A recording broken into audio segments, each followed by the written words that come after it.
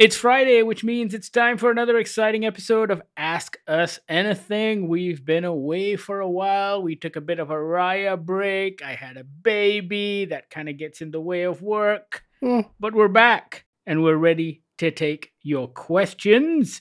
At Suan asks, will you be interviewing the cast of Challengers? Oh, how we wish we were, but unfortunately, we are not. Yeah, pretty straightforward, that one. Yeah, it's very rare that we get access to indie movies. I know it's a Warner production, but it's kind of like a more indie production. And so, given the limited release in Malaysian theaters, a lot of the time, the press junkets don't involve teeny tiny markets such as ours. I mean, the fact that we're even getting it is A surprise. pretty impressive as it is already. Let's not be too concerned with whether or not we'll get interviews for that one. Yeah, we got it. Go watch it in cinemas. From what I understand, there are very, very few cuts. I believe there's only one cut, but also because a lot of the sexiness is implied and not explicit. So there wasn't very much to cut in the first place. At JJRel Gan asks, Monkey Man's shaky camera work, negative or positive? He personally liked it. I liked it too. I think the thing about shaky camera work is that it is like everything else within filmmaking. It is a tool. What message are you trying to deliver with your camera being shaky or your camera being on a tripod shooting wide? It's intention, right? If you have intention for your camera to be shaky, then great, go for it. If you think it looks cool, then you might have a problem. I don't necessarily have a blanket rule on things that I hate when it comes to tools that are employed. At the moment, I have a particular dislike to in medias res in storytelling whenever they start a story in between and then kind of flashback. But even for that, when I was watching HBO's The Sympathizer, I'm like, oh, look, Park Chan-wook knows how to use it properly. And there it's done well. I think the same applies for Monkey Man. Dave Patel and the cinematographer had a vision on how they wanted to do it. It isn't the same as every action director following Paul Greengrass after the Bourne movies, because he did it in a certain way and then everyone else kind of fucked it up. This isn't the shaky camera work thing, but I do have a thing where I feel almost blanket ban on, which is the vignette thing. A lot of these movies are coming out with this really weird fucking vignetting. The best example of a most recent film that I can think of is Rebel Moon. Rebel Moon has got these real heavy vignettes around the corner. And if you don't know what a vignette is, it's essentially the sides and the corners of the frame is blurred. Only like a big sphere or circle in the middle of the screen is actually in focus. Everything else is moody blur. And I feel like if your character is not drunk or has been knocked in the head or is in any way maybe mentally incapacitated, I think that vignetting thing is bullshit and please fucking stop it. I totally agree. It's not just movies. It happens in a lot of TV shows as well. TV's and if doing you it now, haven't yeah. noticed it, now that we've pointed it out, I think you are going to notice it and get very annoyed. Yeah. At Vignesh asks, any news on if and when Civil War is releasing here? We haven't heard anything. We don't know. We've heard that it is coming out in Singapore if it's not out already. But if it's not out next month in May, then the chances are maybe not. But we will let you know as soon as we do. So we've got 3 people who've reached out to ask us about Baby Reindeer. You've started it. I haven't. I finished it. You finished it. I haven't started it. It's scheduled for sometime next week for a podcast. So I guess just stay tuned to that. Yeah, we'll get to it. I finished it and I finished it very quickly because it's been one of the better shows on Netflix in a very long time. It's been one of those things that I could not stop watching and I think it's excellent. But for a more detailed review, stay tuned. Yeah. At Brandon Xavier asks, lots coming out this week, both Fall Guy and Challengers. Which are you more excited for? That is a very tough question to answer. Bahir has seen Fall Guy. I haven't. I'm going to watch it either this weekend or next week. Same with Challengers. But I'm genuinely excited for both movies. They're both very, very different films.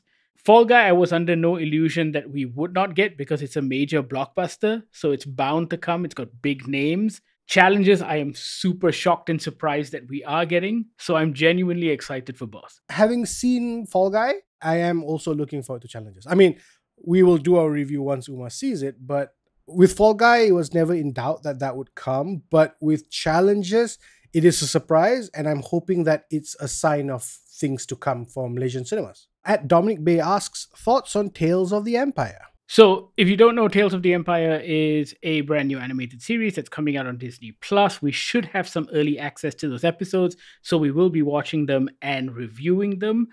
However, all we've seen right now is the trailer. But for those who don't know, Tales of the Empire, Tales of the Jedi, they're all based on these anthology stories that were once told either in comic book form or novelizations or both. And growing up, I used to read a lot of those and I enjoyed it because back in the day, that was the kind of insight that we got into the Star Wars universe that wasn't just about the Skywalkers. It was really cool stories about the droids and the bounty hunters and the side characters in Star Wars. And there were all these lovely short stories, and the comics were really fantastic. And so I'm a big fan of this sort of stuff because it kind of grows the Star Wars universe out and tells stories that I don't usually get from the Star Wars universe. I'm a little sort of apprehensive because I agree with everything you just said, except based on the trailer, I don't know how much of that I'll get. I would have loved a straight up what if style anthology series of the Empire and of the Jedi set at numerous and or various times throughout the history, unlike say something like Star Wars Visions, which to me is fine. It's cute. I like it. I love more episodes than I don't. However, I kind of want to see more canon-based stories. Canon-based stories within the Star Wars universe. And again, just any time throughout the history of the Jedi. At Certain Tidal Wave asks, what do you guys think about the aspect ratio in cinemas these days? Are they doing a bad job to not align it perfectly or close the curtains to fit the ratios like they did before? I remember the days when the black bars weren't there and we got to see the full picture. Okay, so, Certain Tidal Wave. I think things were a lot simpler in the past. There were certain aspect ratios that filmmakers kind of stuck to. And these days, filmmakers like to play around a lot more. And so you get a variety of aspect ratios. Sometimes they go arty and decide to change aspect ratios within a single movie. Things shot on IMAX cameras look different on different screens. And so it's not actually the cinema's fault. And they play around a lot based on what prints they actually get. So the answer to that question is a lot more complex. However, I have to say, I quite like seeing the different bars either on the top and bottom or the left and right because it allows me to know what the filmmaker was thinking and doing with his decision or her decision in deciding what aspect ratios to use. Like the cinema, sure, even if something is shot square, the cinemas can close the curtains up to match the square, but I think you lose something in your viewing experience when they do that. Anytime we do like a marathon or a special event at the cinema, I tend to make it, it's the nerd in me, but I tend to make it a point to go up to the cinema screen because I don't normally get to do that. And a lot of times they don't have the curtains anymore.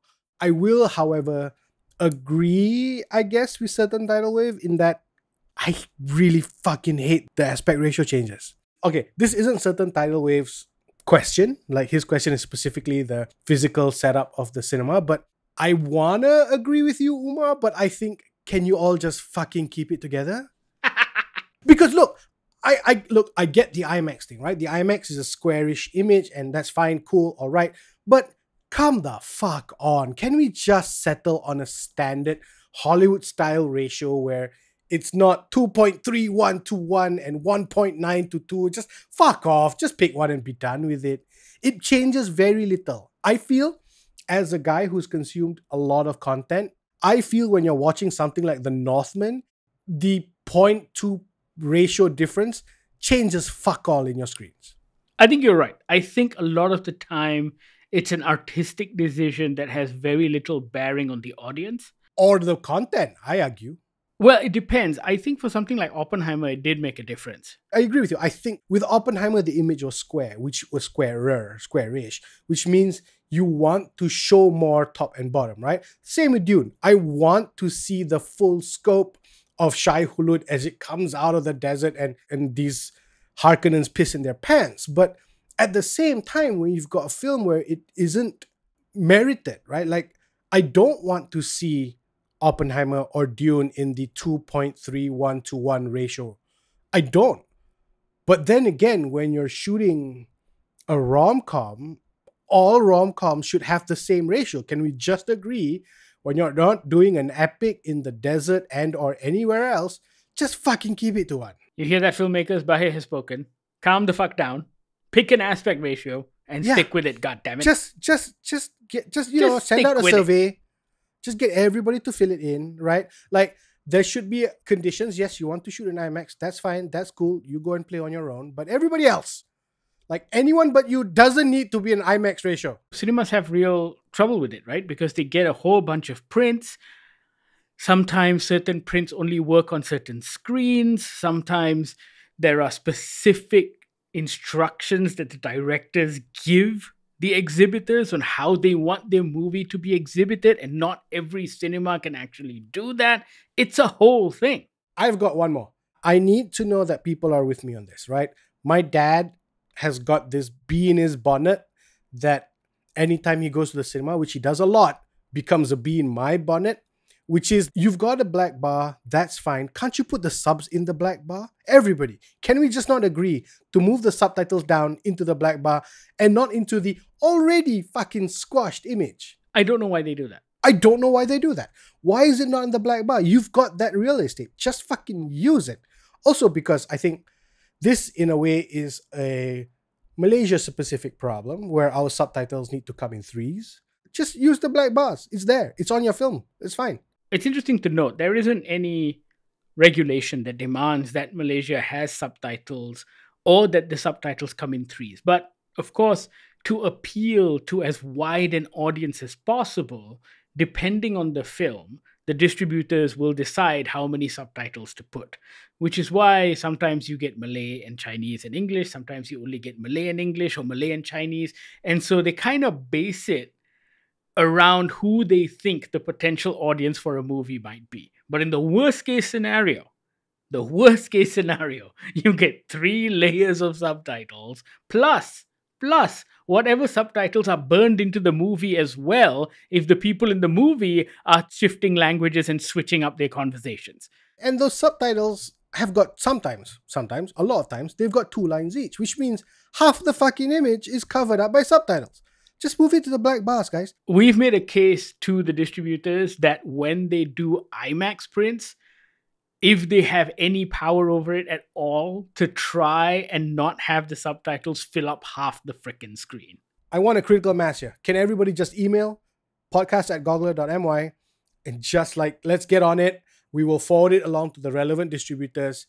Just I can't deal with it anymore. Yeah, we're done. We're done. At 0456218888 asks, discuss how The Witcher never lived up to the potential and how it seemed to have gotten boring. Well, 0456218888, I agree with you. It got boring. I don't think I got through season 2. I gave up. Oh, interesting. I never found it interesting in the first place. I found it constantly boring. I completely agree with you, but the professional in me was like, oh, let's just finish season 1. Because everybody was so excited for it, right? I never played the game. I didn't read the books. So it's got no hook to me other than the fact that my wife really, really loves Henry Cavill and I was there just to monitor her. I've played the games. I didn't bother with the books because I went from the game straight to the show, and I finished the show to date. I've done all of the episodes. Wow. Because I felt that maybe we need to watch them, review them, etc., etc. I've even done the animated spin-off and all of that stuff. And I found it an utter slog.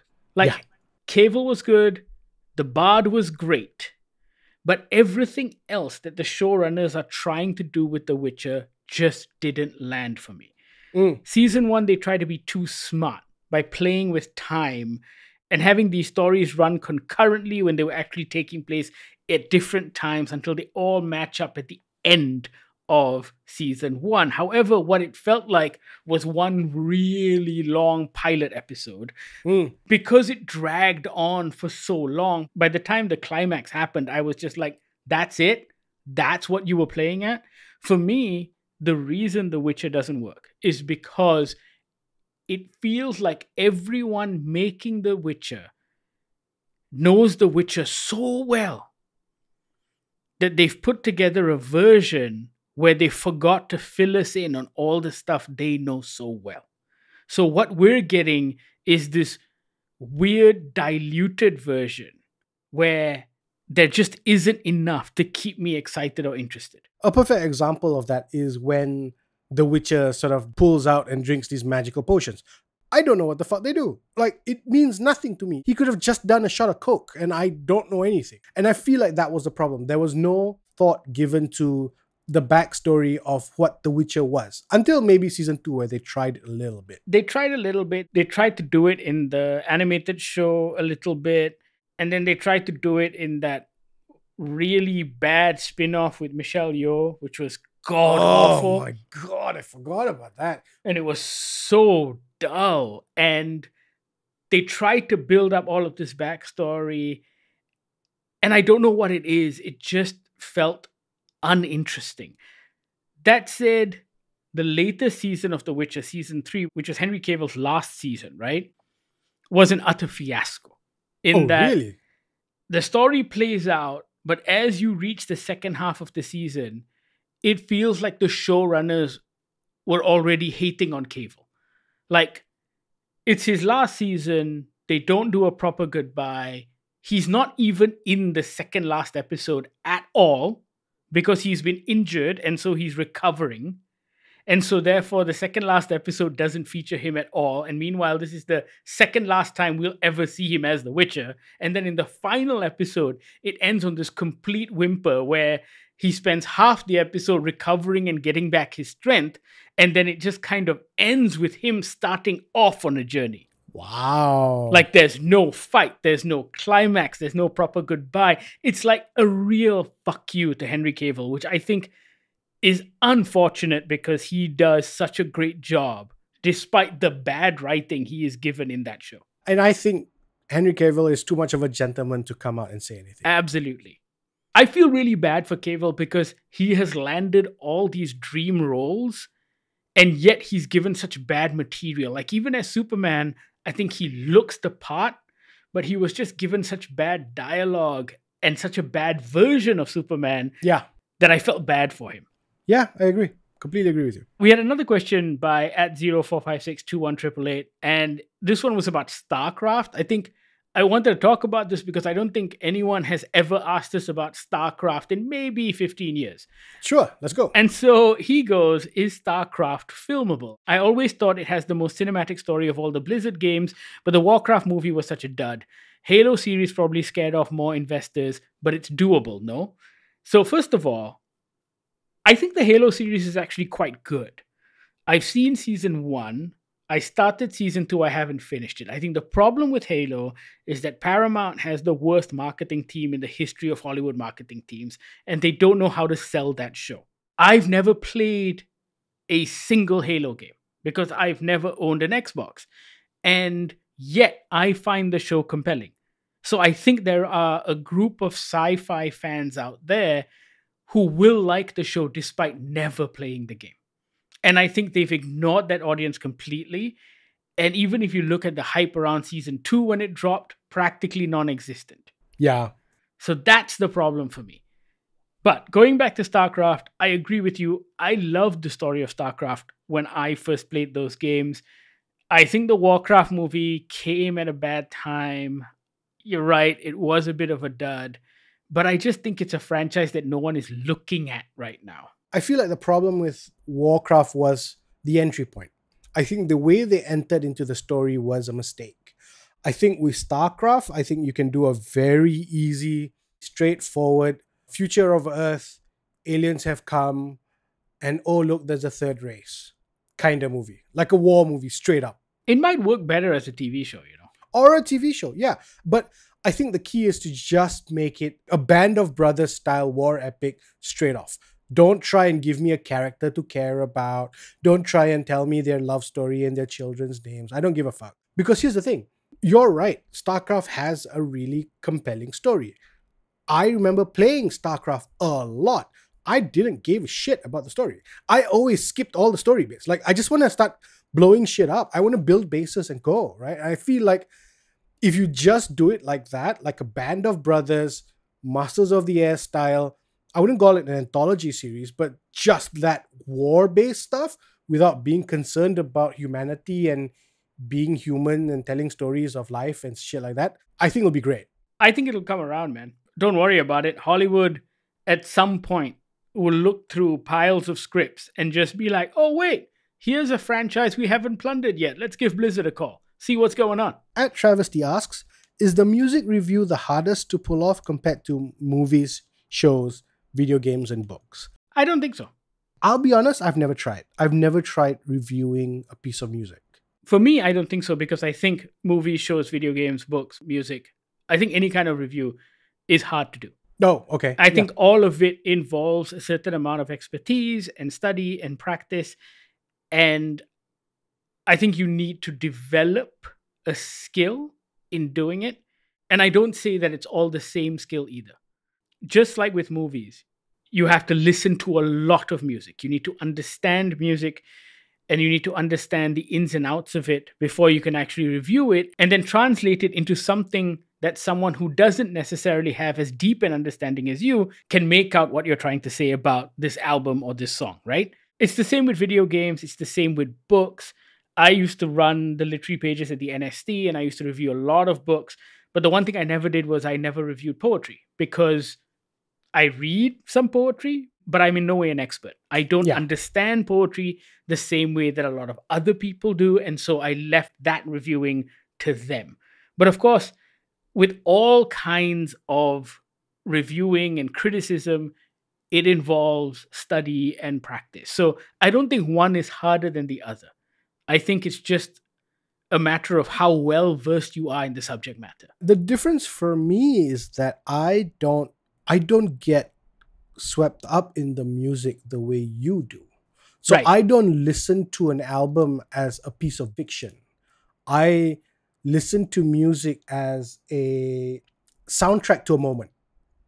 For me, that's what music is. Like, I can listen to a song that I probably had on repeat when I was studying in the UK, and it will bring me immediately there. But the album, I cannot break down. I cannot analyze the movements from song to song. Because I don't see it as a piece of fiction. I see it as a soundtrack to a moment. That said, I think the skills required in reviewing anything are the same. It's the same analytical thought process you would employ, whether you are reviewing a movie or a TV show or a video game or a book. Sure, reviewing a video game is different. You're playing it, you're using your motor skills. You're an active participant in the story. It's like what you do if you were reviewing a Lego set. Like, what does it mean to actually build it? And so any kind of review, even if you're reviewing makeup, it requires the same set of analytical skills. And so I think that comes with practice. So yeah. Adam Weasley asks, how do Malaysian movie producers, distributors, or even normal citizens obtain the data behind movie ticket sales? Do some manipulate numbers to deceive audiences? So that's a very interesting question.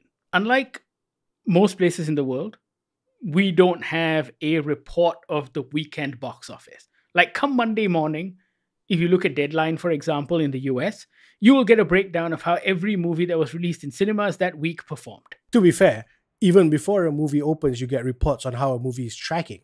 Correct. So they've got all of this data. They've got the predictive numbers versus the tracking numbers versus the final numbers. And, as a regular Joe, you can also go to Box Office Mojo and get pretty accurate reporting of that. Malaysian cinemas and distributors don't necessarily release those numbers unless their movie is tracking or doing particularly well. So this week's example, of course, is Sheriff. Yeah. Sheriff has made over 22 million in 7 days. Now, that number we take to be pretty accurate because we've spoken to people They've shared some of their data with us. And what they have is they have a software system where all of the cinemas kind of input their numbers into it and it's all tracked. Now, we don't have access to that system, but sometimes they're happy to share those numbers with us, especially when a movie is doing as well as Sheriff. You are right in that some people do manipulate those numbers. The Anwar movie is a very good example. We have pretty good information that when they said it made 1 million ringgit, it hadn't actually made 1 million ringgit yet. Yeah. I think it eventually hit that number, but it didn't make it in just like 28 or 48 hours. Yeah. And that is a common strategy. What they do is they tell people, oh, look, our movie is tracking so well. Aren't you feeling a bit of FOMO for not going to watch this movie? Sometimes what some distributors do is they buy out halls. So they will buy out halls. This usually happens for local movies. The Sonys, the Warners, the Disneys don't bother doing this. But for local movies, we did a little experiment when Anwar the Untold Story was released. We bought a ticket. We went into a supposedly full hall at Mid Valley one weekend and found it to be almost empty. If you clicked on the app, it said that the hall was completely sold out. But when you went in, there were maybe 2 rows of people sitting in and watching the movie. But what that does is that creates the perception that everyone is flocking to see this movie.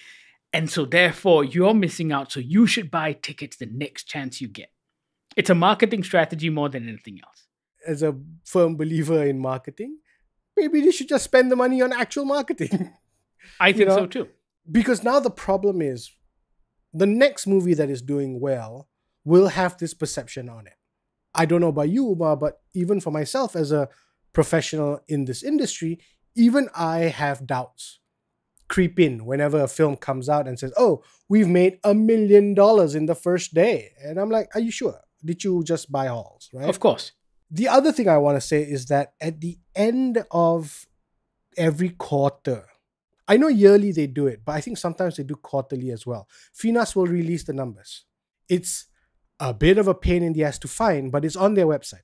They will show the box office takings of all Malaysian films that were released within any given time. Those, I have no doubt, will be official numbers. And when Sheriff says they made 22 million ringgit in the cinema within the first week and a half or whatever it has been, I'd have 7 days. 7 days, sure.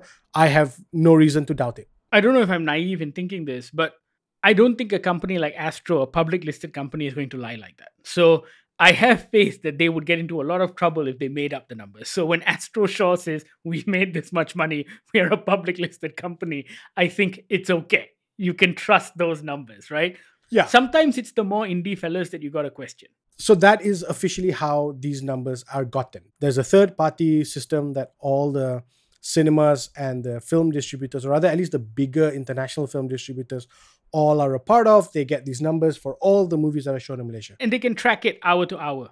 And they can track it hour to hour for every ticket sale. Okay, so that's the question. But for me, I'm currently reading a book by a Hollywood journalist who is saying that there is no real value in that, in the reporting of numbers.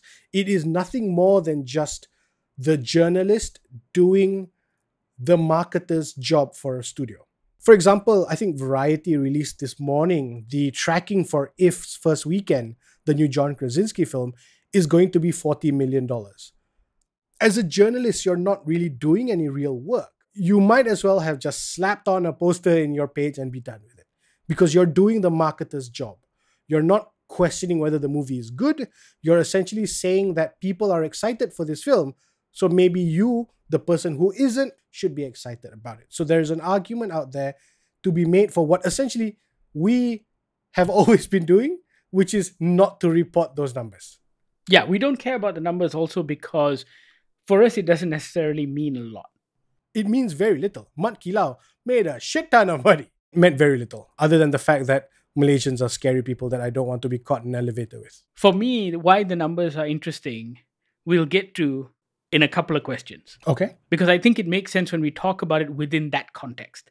But before we get to that... At Rabbit Hop asks, do you think Deadpool and Wolverine has the potential to be the Marvel movie that revives the MCU? If not, what will happen to the future of the MCU? When will they stop relying on multiverse characters and cameos to sell a movie instead of a good story? The both of us are kind of anti the argument that the MCU needs to be revived. You're absolutely right, because I don't think the MCU per se is dead or dying. I think there's a lot of content out there that negates that argument. I think X-Men 97 is a very good example of content coming out from the same company that is very thought out and well produced, and quite possibly one of the best things on television right now. Yes, they've had some pretty mediocre films. However, based on the trailer alone, Deadpool and Wolverine looks like it's going to be a lot of fun. And when you say revive, if you mean a movie that will break $1 billion again, then maybe. But I don't think the problem is with multiversal characters or cameos. I think that works as long as the story and the execution is good. I think Spider-Man No Way Home is a very good example of a movie that is entirely built around multiversal characters and cameos, but had a powerful story, some great performances, and just some very good writing. And it worked. We loved it. I think the animated Spider-Verse cartoons are the same thing. They're all cameos and characters, and it's just written well, beautifully animated, great music. It does everything that a good movie should, right? And so it works. I'm not excusing the writers, or the filmmakers that have made some of these, let's call them less than stellar films, right? You and I enjoyed the Marvels. You and I enjoyed Ant-Man and Quantumania. However, those were set up at a time where the previous heads of Disney really wanted multiple Marvel movies a year. They wanted multiple billion-dollar titles a year. And that pressure forced Feige to force or / encourage his writers to write quicker. As much as you may not like a film, as much as you might not like the Marvels, the problem that you see isn't because the writer was bad and or the director was bad, or because it was female oriented, or because the anti-woke people didn't want to go watch it. It wasn't given the time to breathe and develop and tell a story. And to be fair, look, there is no place for the Marvels within the MCU universe, in the sense that it doesn't sit within the Marvel timeline, right? Like up to Endgame, you could essentially pinpoint where a movie is sitting and why. Why is Ant-Man where it is in the journey of the Thanos villainy thing? But in this one, it feels like they're rushing it out. They're rushing these movies out because the previous head of Disney wanted these big cash cows, which is why we got quite a few mediocre TV shows. Not bad. We didn't feel like any of them were bad. We enjoyed a lot. Well, except probably Secret fucking Invasion, which started off great. Which started off fantastic, by the way. Let's just put it out there. But anyway, the other problem I have with this question, Rabbit Hop, is that Deadpool and Wolverine, whether it has the potential to be the Marvel movie, is doing the Deadpool character a disservice, because the previous two films, before it joined the Disney / MCU thing, were already fantastic films. To now suddenly saddle it with the weight of being the savior of an MCU feels disingenuous to the character and the filmmakers behind Deadpool. Apart from the storyline, apart from how the movie performs, you forget that Deadpool comes into cinemas with probably two of the last remaining stars that can carry a film box office wise. Ryan Reynolds and Hugh Jackman are global names. And so I think they can actually still open a movie, like Tom Cruise, for example, can open a movie. Like, well, I was going to say The Rock, but he's had a few bombs recently. So maybe even The Rock can't open a movie in that way anymore. I will go so far as to say not only Ryan Reynolds and Hugh Jackman, but Ryan Reynolds as Deadpool and Hugh Jackman as Wolverine. So it's not just each actor. It is not just two actors together. It is the two actors together as the two characters that people want to see. It is also a No Way Home situation, because you get Hugh Jackman back as Wolverine. It's like getting Tobey Maguire. It's like he'd hung up the claws. He was done. Hugh Jackman was like, I'm old. I'm ready to move on. Oh, wait, one more time. I did that movie called Logan where they killed me off. Oh, no, no, wait, one more time. And so that in itself seems like it's enough of a pull to get the audiences in. I love Kevin Feige. I think he's a fantastic producer, story editor, story designer.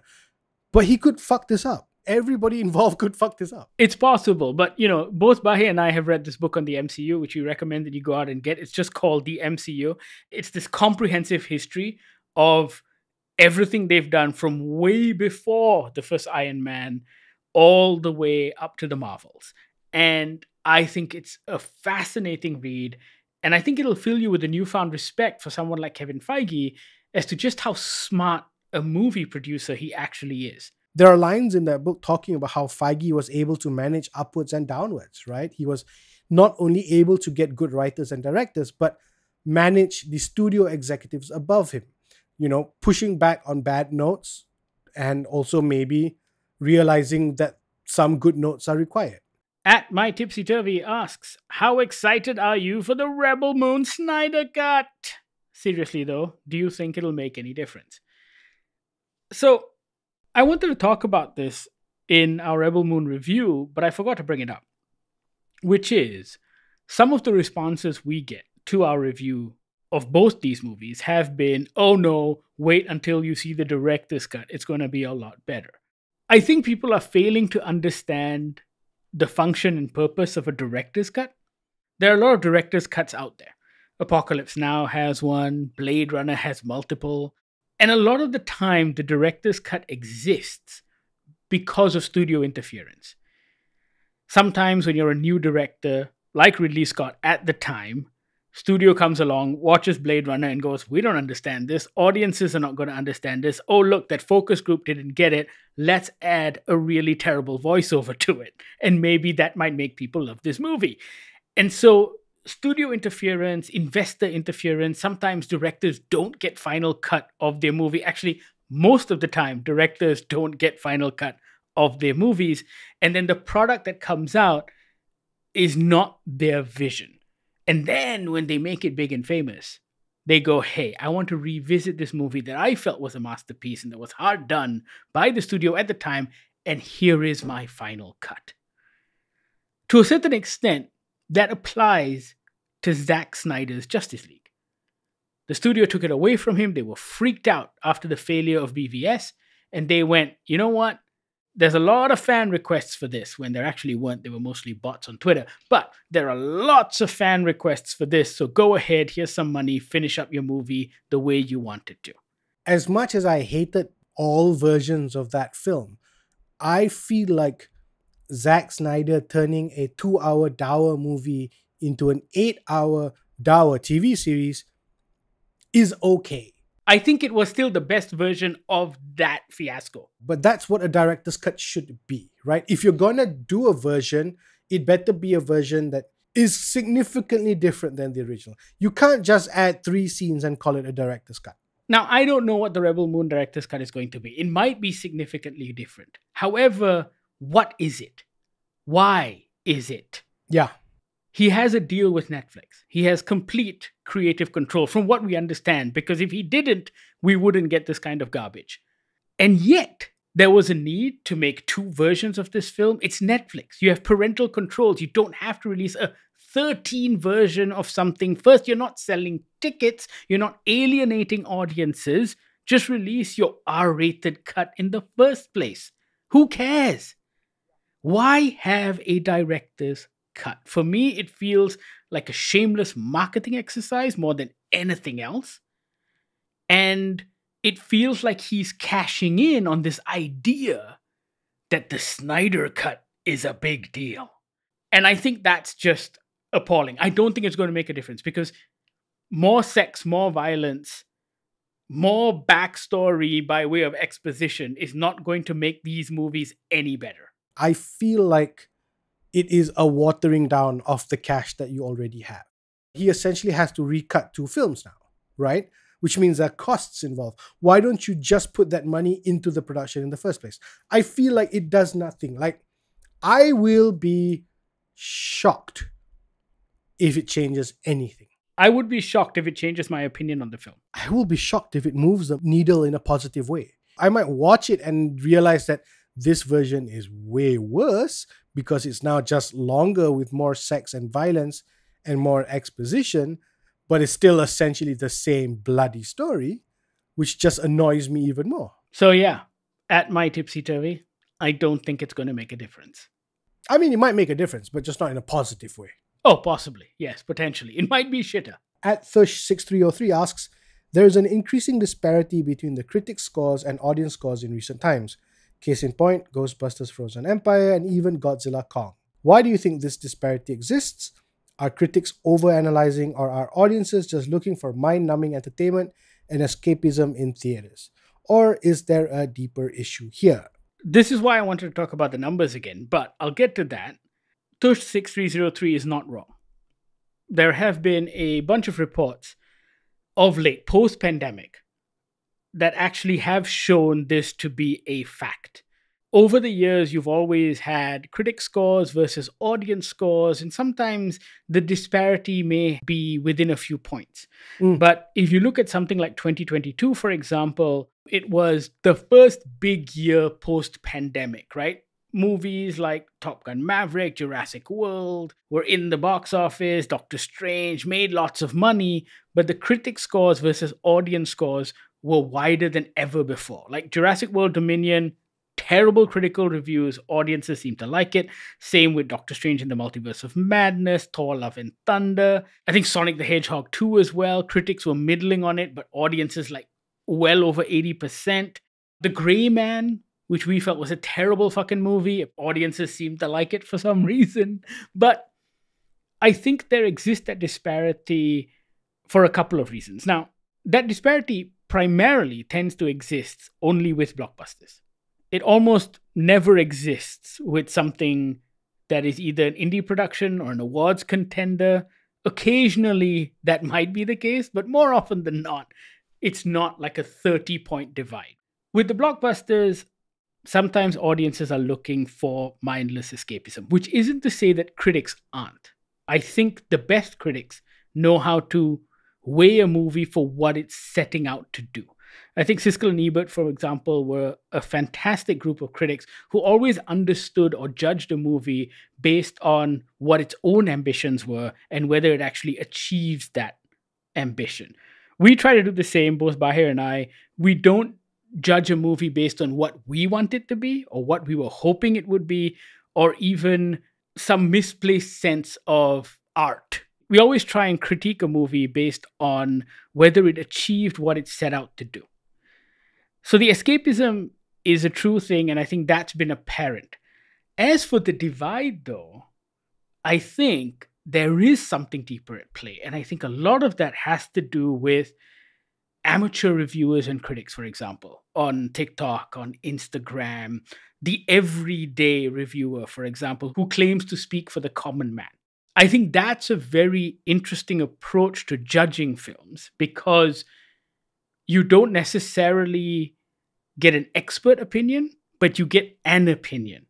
And so because the playing field is so wide now and there are so many opinions, you can lean in any way you want, in whichever direction you want. And I think that often affects the way the discourse plays out. So you can go hyper-conservative, you can go anti-woke, you can go pro-feminist in any movie, right? And so all of these opinions and subcategories and everything that ranges from the political to the social, everything comes into play in every discussion. And so because of that, I think that actually affects the way that we perceive and consume movies. I know we say, oh, look, it's just a movie, but no, it's not. It is part of our cultural discourse. I mean, what was that Jim Caviezel movie that made a shit ton of money because all the conservatives went to watch it? The one about children's kidnapping. Oh, the kidnapping one. I haven't seen it. I know it's on Prime Video or something. I just haven't brought myself to watch it because the people behind it are a little crazy. From what I understand, the people behind it kind of believe that Hillary Clinton eats babies. It's the Pizzagate guys. It's the Pizzagate guys. I don't want to say it's the problem. I feel like what's important here is just like AI, just like deepfake, you have to know it's out there.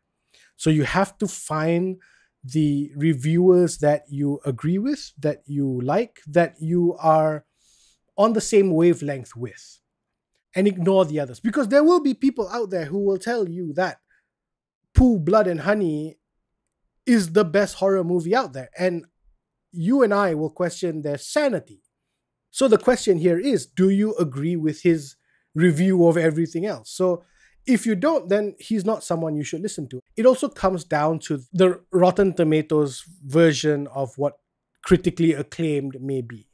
Which is bullshit. Which is bullshit, right? Rotten Tomatoes doesn't have an opinion. Rotten Tomatoes aggregates and mathematically calculates a variation of opinions, which, are based on sometimes up to 12 people.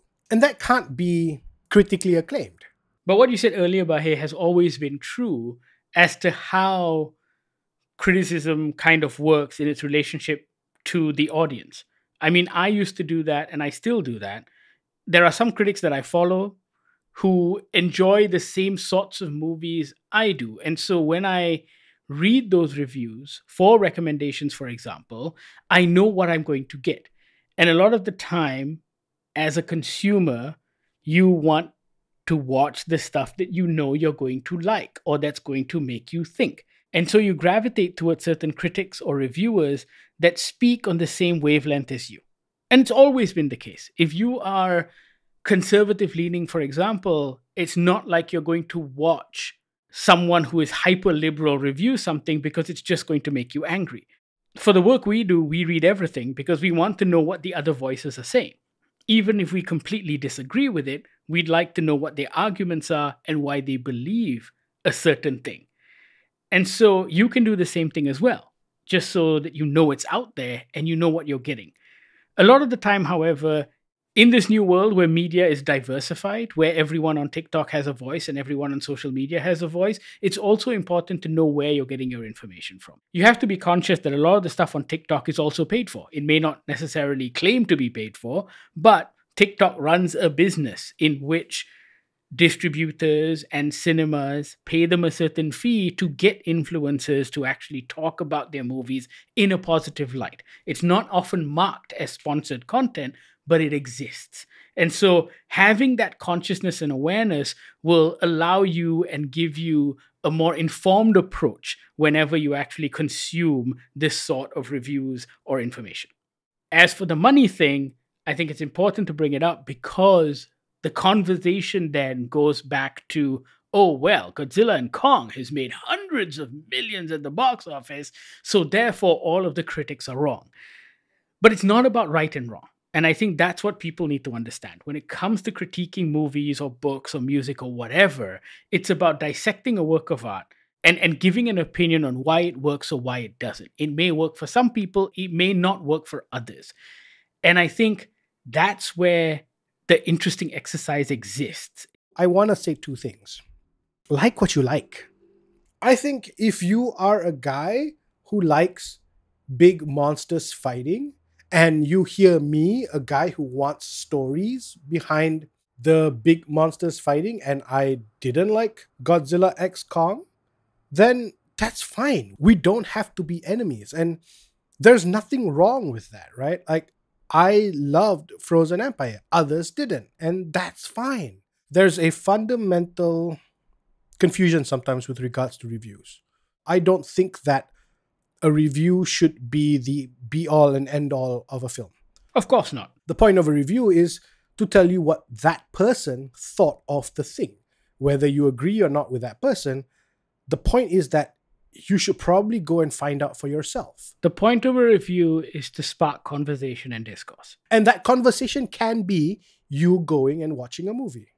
Absolutely. I also want to just bring out, there is also that other deeper issue that we kind of don't want to talk about because it's stupid and we don't want to give it oxygen, which is the review bombers. Those guys suck. Fuck off to those guys. The guys who will review bomb a film before it even opens, they're dicks. Don't listen to them. They're idiots. That's fine. Final question is from Lego Fan in PJ. List off the top of your minds movies that never should have existed in the first place but were enabled by blind Hollywood executives that spawned a crappy franchise or body of work by awful and mediocre filmmakers and which are not named Rebel Moon or Blood and Honey. I might have chosen Alvin and the Chipmunks on behalf of those poor kids who actually saw it in cinemas. Instead, I've picked out a so called parody film I watched on bootleg once, Spy Hard, written by those two snake oil salesmen, Friedberg and Seltzer, who went on to form their awful body of work for the next 2 decades: scary movie, disaster movie, epic movie, etc. Wow. Lego fan in PJ, you've thought about this. You have thought about this. I'm very impressed. We applaud you. So, when discussing something like this, I know it's easy to go with movies that we don't necessarily like. So, for example, you might say Indiana Jones and the Crystal Skull, which was an awful movie. A lot of people go, it ruined that perfect trilogy. It should never have been made. The Matrix Resurrections comes to mind. But then again, those last two Matrix movies weren't great either. So, Yeah. why the fuck not, right? Yeah. But for me, the movies that always come to mind whenever people ask me this are those Disney direct-to-video spin-offs. I actually just dislike them with a passion. Lion King 1.5, Little Mermaid 2, Aladdin, whatever. Very few of those, and I mean very, very, very few, like a minuscule amount, actually had stories that are memorable, animation that was good, songs that actually you gave a shit about. For the most part, they felt like shameless cash grabs. They were subcontracted out to Disney in Australia, I think, that produced most of those, and they were just awful.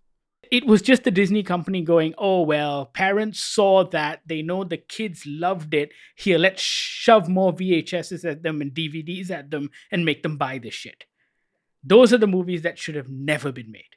For me, I would go a little newer. I feel like this will get me the ire of many a parent. But I am so fucking done with the Despicable Me series. Here, here. Because for me, you know what it is? Like, that first movie was really good. I really enjoyed it. For me, my issue isn't just the follow-ups. My issue is that the follow-ups have no intrinsic value. They don't have a different version of the story. It's the same story with a different colored villain and possibly a different type of problem, in air quotes, that they have to solve. It's the problem with all Illumination movies. It's the problem with all Illumination movies. It's the universal cash grab. It's Minions, Despicable Me, those fucking troll movies. Shameless. Absolutely shameless. For me, that's a problem because, for example, the Train Your Dragon series, those were very good. There was an evolution of the characters. There was an evolution of the story of said characters, right? Because the idea is that the kid that loved it when they were one age will have grown older the next time. So Toothless is older. The boy that is the squire and or rider of Toothless is older. So there's an evolution of the characters because they know the people who are watching it have also gotten older. However, all Despicable Me's and Minions feel like they're for the same exact age group. Build a new thing for that age group, right? Why is that baby still a fucking baby in this upcoming Despicable Me? Maybe she needs to be taken to a doctor because she's got growth issues.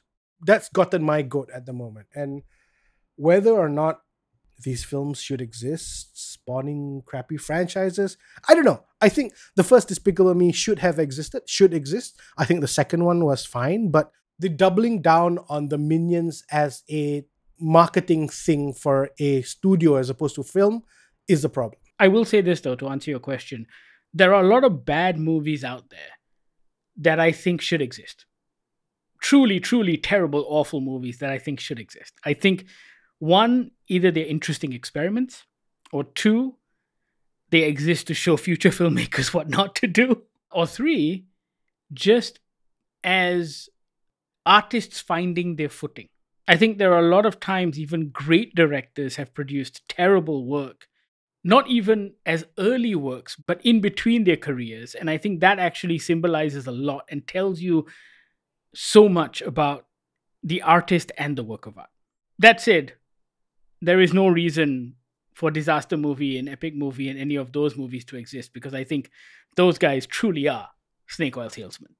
Just awful. We've gone on a rant, but yeah, Lego fan in PJ, I don't know if we answered your question, but that's the answer to your question. And those are the answers to all of your questions this week. Keep them coming in. DM us on our social media feeds, Goggler MY. You can also email us on podcast@goggler.my or send us a WhatsApp on the Goggler hotline 012-524-5208. This has been another episode of Ask Us Anything. Thank you so much for listening. This is the Goggler Podcast. Also, don't forget to email us about that subtitle thing, podcast@goggler.my.